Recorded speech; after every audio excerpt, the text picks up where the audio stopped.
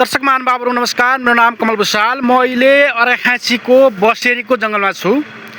म अहिले अर्घाखाँचीदेखि काठमाडौँ जाँदै गर्दा यो बसेरीको जंगलमा यसरी बाटो भासिएर बाटो नै अवरुद्ध भएको छ। तपाईहरु देख्न सक्नुहुन्छ दृश्यमा यो बाटो पुरै भासिएको छ।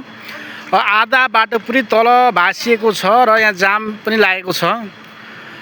यो बाटो कहिले कसरी भासियो भनेर चाहिँ हामी त अहिले छुटाउन सक्दैनौँ, तर हामी भर्खर आउँदै गर्दा बाटो यसरी चाहिँ भासिएको देख्न सकिन्छ। पुरै आधा बाटो नै पुरै भासिएको छ।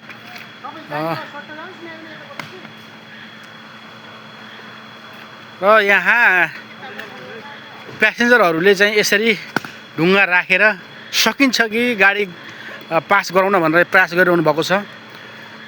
निकै अप्ठ्यारो स्थिति छ रातिको बेला। रातिको 8 बजिसकेको छ। दुईतिरै आएका गाडीहरू रोकिएका छन्। तपाईहरु देख्न सक्नुहुन्छ बाटो यसरी भासिएको छ। पुरै बीच बाटोबाट भासिरहेको छ बाटो। यो बसेरीको जंगल भनिन्छ। यो अर्घाखाँची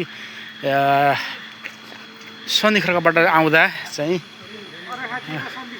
सन्धिखर्कदेखि आउँदै गर्दा गोरसिङको बीचमा रहेको यो बसेरीको जंगल बीचमा यसरी चाहिँ ठुला बसहरू चाहिँ छिर्न नसक्ने अवस्था रहेको छ।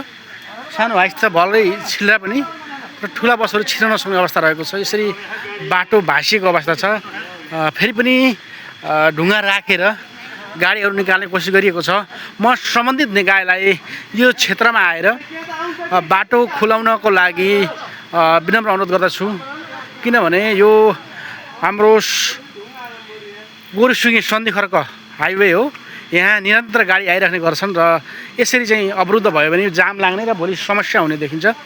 त्यसकारणले गर्दा सम्बन्धित सबैलाई म जानकारी गराउन चाहन्छु।